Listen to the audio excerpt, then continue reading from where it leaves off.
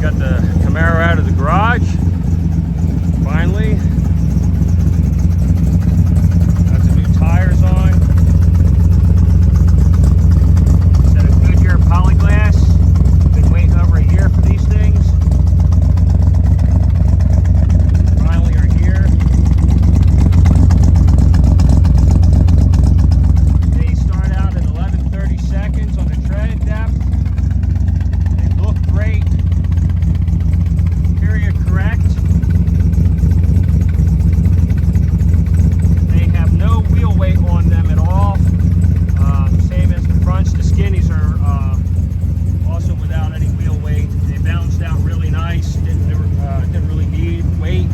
The rears have some hop in them, but then they are brand new bias ply. So we're going to roll them out, put a few miles on them, and see how they feel. And then I'll go ahead and I'll pull them back off and put them on a static balancer, bubble balancer, and see where we're at. But I got a feeling she's going to feel just perfect and probably won't take any wheel weight. Even the 50-year-old tires that were on the car just before this. Here. These are the Bonneville Super Wides that were on the car before. I've been running these for a couple of years now. And hold on, I got a cord on here. I'm going to take it off. And these are original. They're well over 50 years old. And they definitely got some wear on them. But they're in great shape. Really nice. But I just didn't feel safe or comfortable with them on the highway. So I put the order in for the Goodyears so I can run the Traegers anywhere I want to run them. If I want to get up on the interstate or something, I have brand new tires on the car. I don't need to worry. So, all right, let's get this thing rolling and see how they feel.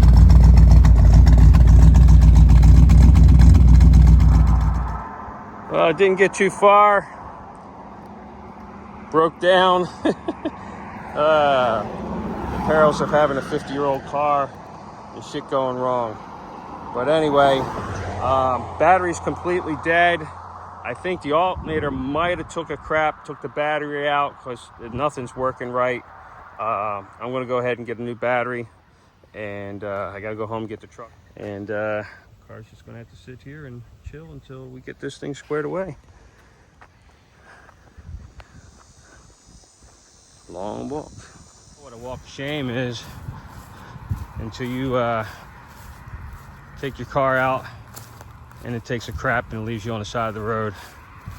That's the walk of shame. Anyway, it's been, I don't know, 5 years or so. It's been on the road, and this is the first time it's left me on the side. So I really can't complain. And I'm close enough to home that I can walk, get my truck, get some tools. I'm going to pull that battery, take it down to the O'Reilly's, get it load tested, find out what's going on there. I think it is, it's at least 5 years old, so I'm sure it's done. It's at the end of its life. So I'll pick up another, new battery, put it down in the car. That should get me fired and running. At that point, I'll get it home, pull the alternator, go test the alternator out, see what's going on there. It's possible that it may need to be rebuilt. It was rebuilt when I bought the car back in the 70s. So the rebuild on it's pretty old. It is the original assembly line alternator. So we're going to keep that, and I'll go ahead and I'll rebuild that alternator if need be. I adjusted the carburetor today. Everything was running really good, and it just kind of fell flat on its face. It wasn't getting any power, so I'm thinking I was losing spark, had lack of spark, and that's what got me on the side of the road dead. So it's pretty simple. Pop battery should get it solved, and then we'll go after the alternator. Voltage regulator's 56 years old too. This is the car's birth week. NCRS paperwork puts it down as October, I don't know, 1st or 2nd. It's got a 5E, so it was the last week of September according to the trim tag, but the NCRS paperwork puts it at the first week of October. So 56 years old this week, and on the side of the road.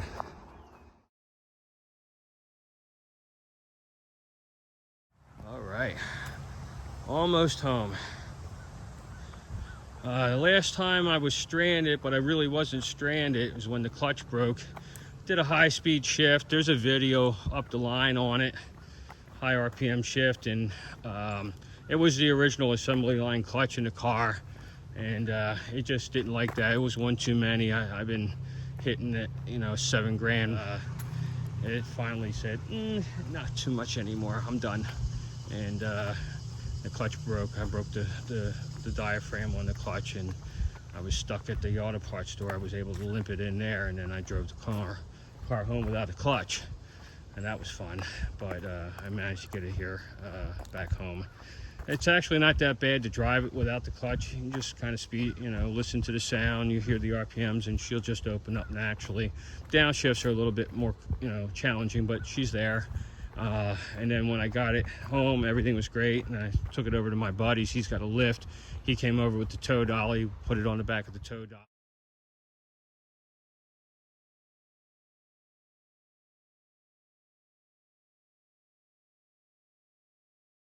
and took it to his place. So really did not actually leave me on the side of the road stranded. I was still able to drive the car and get it home. This is the first time you know, we're walking, so, and it's actually not a big deal. I mean, I can't ask for anything better than this breakdown. It's a good day, it's nice out, so, you know, it's still bright out, it's not raining, it's not too hot, I'm close to home. I mean, total win-win. You're gonna brake, this is the way to brake. All right, let's get to the auto parts store. There's the culprit right there. We'll get that thing out. Everything under here looks great. There's nothing going on. I'm not, you know, got fuel or anything like that puking. Like I said, I believe it's the alternator that probably crapped out. This is the original alternator. There's your date on it right there. That's the assembly line alt. I went through it when I restored the car. I didn't have to rebuild it. It was functional, working fine. But it was also on a 1970s rebuild, so it's probably finally giving up the ghost here, so it's all right. Go ahead and get these clips and clamps off, get this battery out, and go get it checked out and replaced. I got it out. Not too bad in here, a little dirty, but not terrible. I'll go ahead and I'll get that cleaned up. I'll treat these real quick and get it ready for the new battery. All right, Davey's gonna stay with the car, and you got the rescue wagon here. Whenever you break down, just go get yourself a Toyota to come get you out of your issues.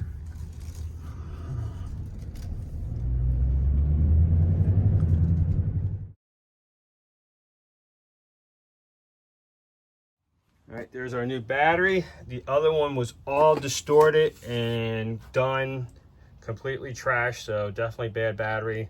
I bought the exact same battery again because it was really that good, so why mess with something that's not broke? I'm gonna go ahead and get this installed, kind of temporarily, because I want to put the topper back on it, but that I'm gonna also have to repaint the battery so it's all black, so it's stealthed out. You won't see nothing, won't notice anything. I want to clean up the battery tray, wax everything in there, get it really nice, and then put everything back, because, you know, once the battery's in again, it's going to be, you know, another 4 or 5 years before we're taking that thing out. All right, got the battery in, looking good.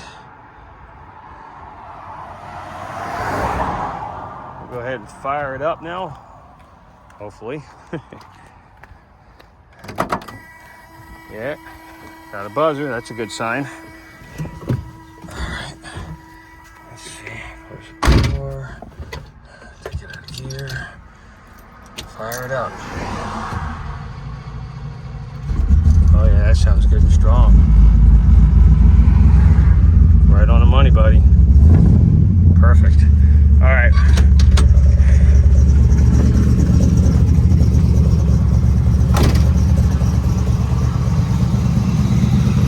Perfect. All right, she's running. All right, now get her home, fix everything up, and we'll take this thing out for another run, check out them tires at a later date, I guess.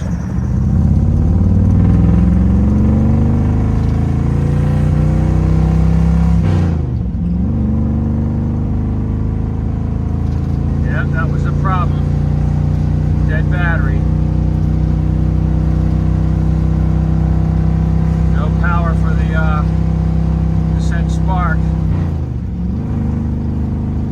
Got plenty of power now. I'm taking it easy. I didn't put the tie down on the battery, so it's still loose. I don't want to, you know, jump on the car too much. I got to fix the rattle in that door. It's the cushion for the glass. I got to put a new cushion on it. But yeah, she's running good. Just got to dress out that battery. And then we'll be good.